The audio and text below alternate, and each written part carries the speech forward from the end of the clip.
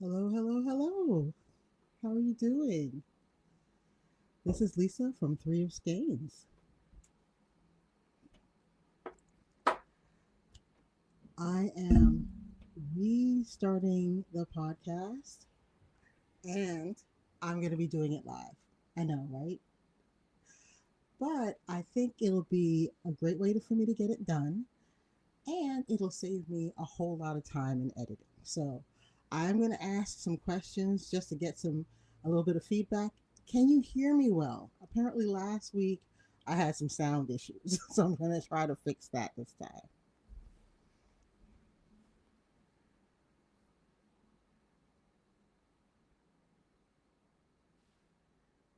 Well, this is going to be my first live stream of 2026. Very excited to be here and starting all fresh and new again. So, what I want to talk about on this stream is what I finished last year, any books of note that I've discovered or rediscovered, uh, what it was like my first full year using a knitting journal. I've been a little catch as catch can with my record keeping about my knitting, and I'm trying to pull everything together. And I've had some results. I want to give you guys an update on my current project, and I want to share some tips and tricks about knitting from your stash. So, without any further ado, let's get going. I am a little embarrassed being a knitting podcaster essentially, but I only finished two projects last year. I'm just I'm just gonna put it out there on the table. I finished exactly two things last year, and I was kind of feeling a way about that. I love seeing those videos where the person has that stack of stuff that they knitted over the course of the year. I'm gonna confess, I watch a lot of those, but for me, it was a super busy season. All kinds of things were happening. I was traveling. I caught COVID for the first time. That was no fun. But through it all, whether I was knitting or I wasn't knitting, because I did have a stretch where I didn't knit a stitch. I don't know if anybody's ever like completely lost their knitting mojo like that. I mean, nothing. I didn't even wind yarn to pretend that I was going to start a new project. Um, I had no mojo. I want to say for a good 3 or 4 months, and slowly it started coming back. So the last video I did, I showed you my Tolsta tee. That's one project that I finished last year, and I forgot to bring it for the live. I didn't want to run off screen, so just check the last video. um, that tea, I don't even want to. I can't even guesstimate how long that took me. It took me forever to finish because there was a whole section of time where I just wasn't knitting and it languished. And you know what?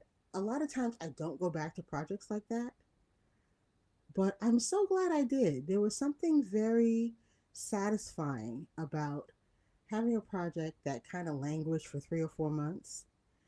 And I was able to go back because I'm keeping a knitting journal now. I had notes, I pretty much knew where I was. And I could kind of pick up where I started.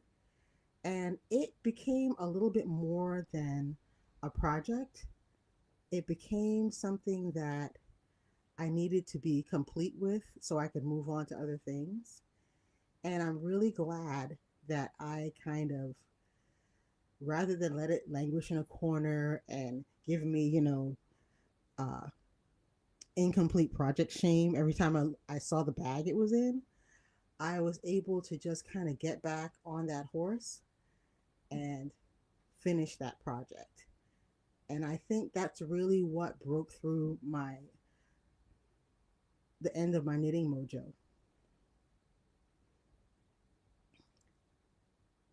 And when it was done, there was just kind of this sigh of relief because I didn't realize that there was some pressure there about having that project hanging over my head. I have a couple of sock projects that I need to finish too, and I think I'm just going to pick them up one by one over the course of 2026 just so that I can have that just be complete. And I, because I feel the pressure, and I know what that pressure is now, that it's just, it's just that incompleteness sitting out there. So, gonna get those done too.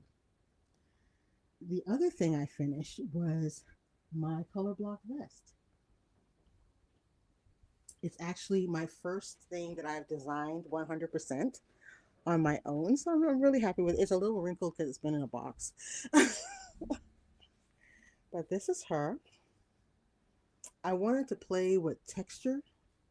So I have ribbing, cables, stockinette, and reverse stockinette. It's a little bit cropped, which I like that silhouette. And if you'll notice, there's a little red ribbon that I've stitched inside the collar. That is to remind me that this is non-superwash yarn. So I don't just, toss it into the washing machine, when I'm not thinking. So that's something you can do when you know something is hand wash only. I just put, this is actually just a little piece of red yarn. I just stitch it right into the neckline. So when I see that flash of red, red means stop. I knit this out of Universal Yarns Deluxe Worsted. It was a really nice yarn to work with. It's not crunchy, but it's not like super soft. And I do love the amount of stitch definition I was able to get. Let me get over here so you guys can see the texture. My cables pop. My ribbing is nice and sturdy. And it was actually a pretty simple design. I actually pieced it. So I knit the front, back, and side panels separately. And then I knit them together.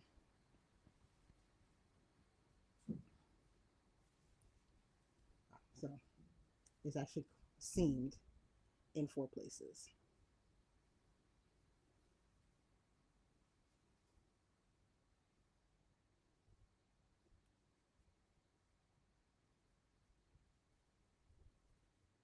I don't know. I think for a first design, I like it. I really do. And I've worn it a few times. And I had planned to make a skirt to go with it. So I think that's going to happen too.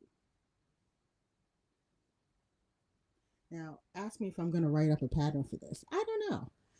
Because as much as I was touting my knitting journal, I'm not exactly sure I captured every detail. So, what I'm going to do for things that I do plan to write up is I'll plan them out first because I did do some planning on this, but things changed in the moment and I didn't take the most careful notes about everything. I might consider it, but it's something I'm gonna have to really like reconstruct how I did it.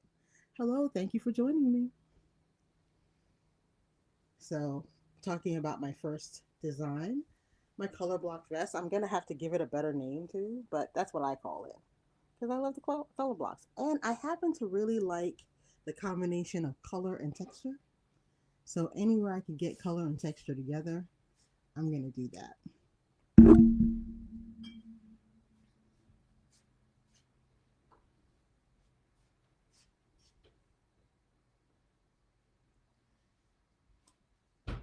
Now, I have been talking about my knitting journal. This is my knitting journal. I always forget I made stickers. I made stickers with my niece one time and I stuck them to my knitting journal and I forget they're there until I do something like this. But this is the Vogue Knitting Project Journal. I really like it. It gives you enough space for about 25 projects with a nice table of contents that you can actually put which project. And I haven't actually done that, so I'm going to go back and do that. Something I did to it that's my own modification is that I take a little snippet of the yarn and I actually just tie it to the page. So it's like my own little yarny index. Now, I like a lot of the features of this book. I like that every project it has a certain number of prompts that remind you to write down important information like the needle size because that's something I'll forget to write down. The gauge, the measurements, and I really like that there is different kinds of paper. So there's graph paper for making a schematic, and there's dot grid paper for keeping your notes. Love that. And something else I started to do, I just go ahead and stick the ball band in the book so that I have all the details correctly. Because, if you're not really paying attention, like I'm sometimes not, I could write down the wrong thing. So now I have the dye lot, I have the color number, so I know I have cream and warm brown, and I have the correct name of the yarn. So as I was looking through this, I see that I had a lot of false starts over the year. I was planning to make a raglan style short sleeve tee for the winter, a winter style one. That one I actually ripped out back down to the studs. I have the yarn balled up. I will probably still get back to that. The socks I didn't finish.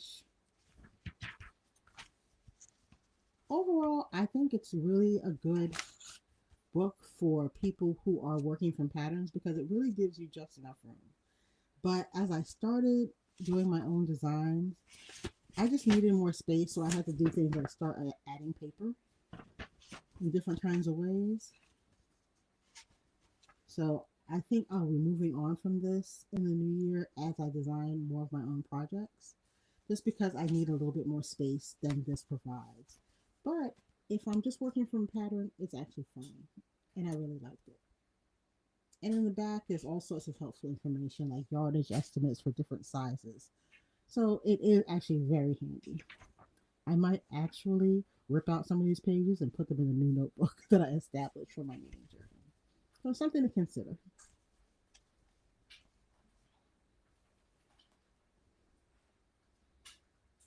For me, planning to work a lot more from my own stash this year. I have a whole lot of yarn, and as I go through it to try to organize it and make it very, more accessible and useful, because I find that having your yarn in your bins, in my bins anyway, I forget that it exists. And sometimes I pull out some yarn, I'm like, oh wow, this is nice. I didn't even know I had this.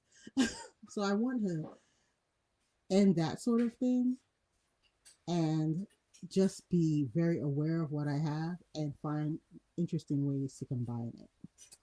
So I just got this book. Oh, she's a heavy one. She's a 5 pounder. This is Making Marls by Celia Campochiaro. She also wrote something called um, Sequence Knitting. She's the author of Sequence Knitting. And what inspired me to get this book was um, the Otaheite cardigan that I'm working on. That is 100% out of yarn from my stash. And I was like, oh, I love how I was able to bring together different yarns to make this cardigan work. And one of the things I did was I plumped up some fingering weight yarn with some mohair to just make a heavier weight that would work better with the other yarns I already had. So that was like my little first step in the world of marling. And I got this because I'm inspired to use more of my stash by creating my own textiles by marling different yarns together. So in this book, she addresses what a marl is, how to marl in different kinds of ways, how to create sequences of marls, and she spends a good chunk of the book talking about color theory that will help your murals actually look good together, and how to work your sequences into your project. So I think this is going to help me really make my stash sing. So this is Making Murals by Celia Campochiaro. It just arrived a couple of days ago, and I just started to kind of look through it. I've read the preface and the forward, and some people I know think that makes me a nerd. So, are there any other preface and forward readers here?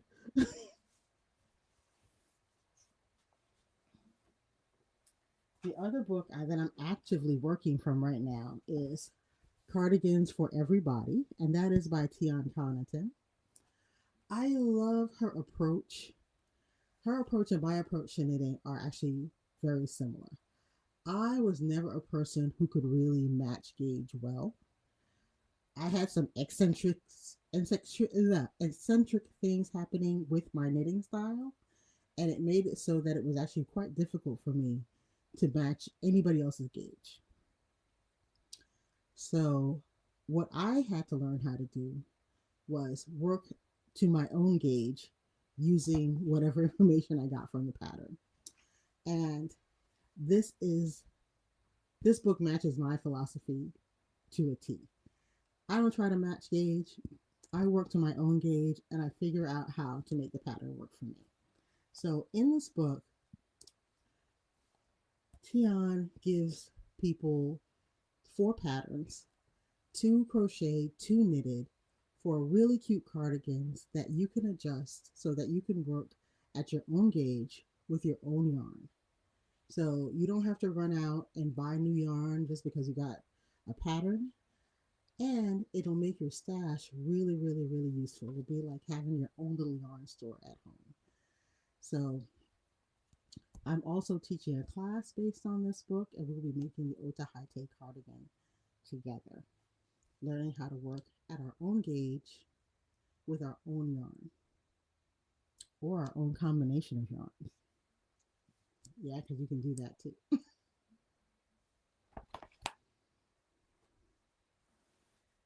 So let me show you where I am. Let me show you where I am on my Otaheite cardigan.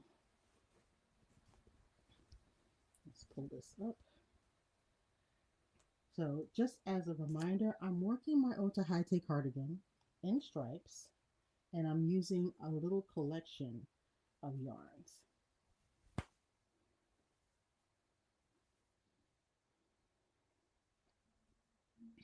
So I have some mohair. I think this is a Universal Silky Kid. This is Ultra Wool Fine, and I'm holding these two together, my first marl. This is something called Jewels, and as you can see, it's a thick and thin kind of fun textured yarn. I've had this in my stash, I don't know how long. I couldn't think of anything to do with it by itself, but in combination with these, I'm so happy with it. Now this knits to sort of a bulky size, but I took care of that issue. And the yarn that inspired the entire color palette is Barocco Topaz. This is also a slightly thick and thin yarn that makes kind of eccentric stripes. So let me show them all together. Isn't that fun? Now my sweater is a little on the needles right now. But let me see if I can straighten her out so you can at least get a sense of what's happening. You know, I think I'll show you the back because that'll be the easiest way to see the stripes. Now this is a sideways knit. There you go.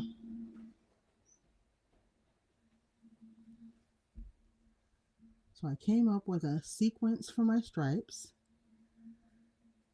and I'm just working my way across the sweater. I started at this sleeve and I'm working across to the second sleeve.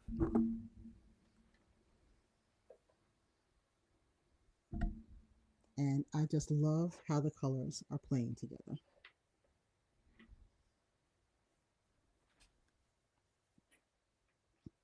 So that is the mohair and ultra wool. This is Barocco topaz. You see how I told you that it stripes in and of itself? And that is jewels. Now, how I decided what proportion to use them in was whatever I had more of, I use more often, and whatever I had less of, I use less often. So I only had three skeins of topaz in my stash. So I was like, okay, we'll use this the least, but I love its presence. Let me get my, yeah, you'll be able to see it better on my swatch. So that's my topaz. It's 8 rows across. I have the most of the mohair and ultra wool. So I have two stripes of that. One is 5 rows across, and the other is 13 rows across. And I have lots of jewels. So I just use jewels as my separator between each stripe.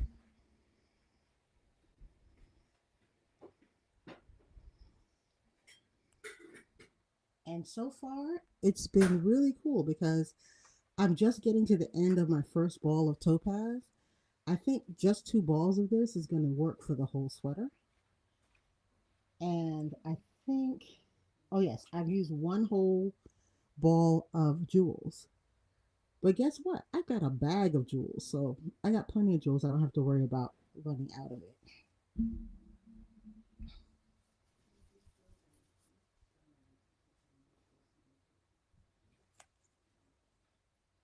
And I've used exactly 1 ball of the mohair and 1 ball of Barocco Ultra Wool. So it's also combining your yarns like this is also a great way to stretch your yarns because I'm using a little of a lot of things and it's taking me most of the way across this sweater.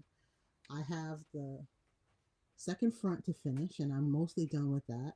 And then I'll be doing the ribbing and the sweater will be done. So we'll see. I haven't decided if I'm going to stripe the ribbing also or if I will do this the ribbing in some sort of solid color. We'll see how it goes. I'll have to play with that idea a little bit. I'm open to any suggestions though, so let me know in the comments which way you'd go. Would you also stripe your ribbing or would you go with some kind of solid combination?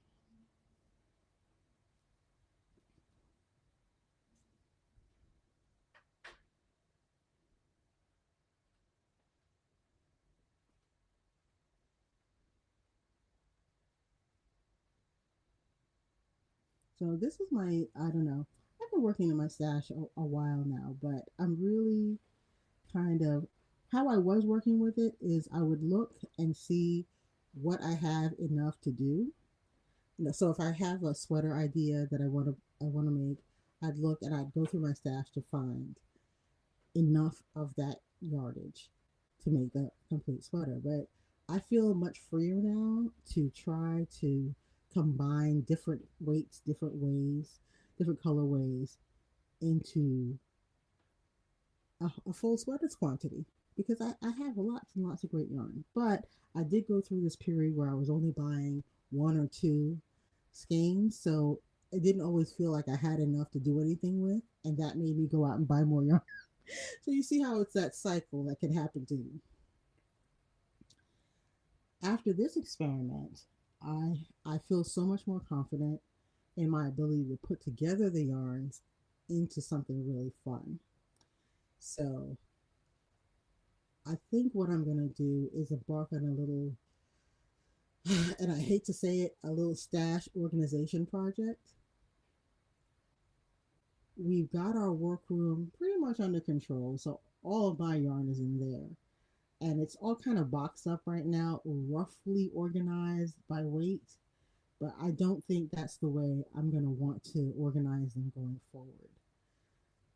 If anybody has any good ideas about yarn organization, I'm open to whatever suggestions. But right now, I think what I want to do is organize them by color. because if I'm going to be combining different yarns into single projects, I think that's going to be the most useful um, organization and scheme for me. So if I know all my yellow yarn is here, all my blue yarn is there, I can then just search through by color, which is how I would search for things anyway. But that's what I'm going to be thinking about.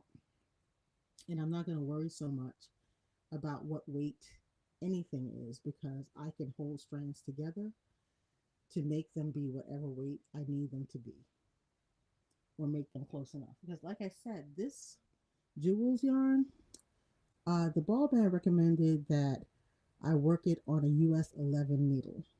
I'm actually working it on a uh, US 8, I believe,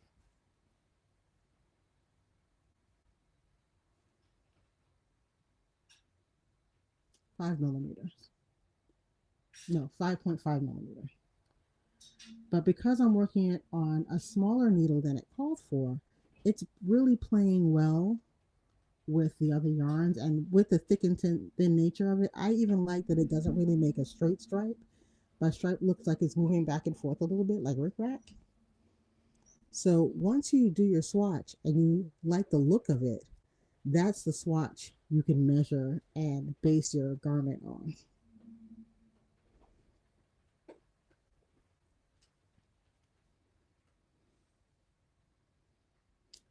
Now, do I dread taking all those yarn out of their boxes? Absolutely. But I'm gonna I'm gonna actually do it because I think it will make my stash much more shoppable. And I already know that 99% of what I have in my stash is yarn that I actually loved when I saw it. It made me go ooh, and I picked it up and I bought it. So I really want to put that yarn to use. I don't know how much. I'm not planning to do a no buy because I know that there's going to be yarn out there that turns my head over the course of the year. I'm not even going to pretend that I'm going to do that. But I'm going to shop my stash first before I move on to shopping for anything. So that if some pretty yarn does turn my head, I'll just get it because I want it.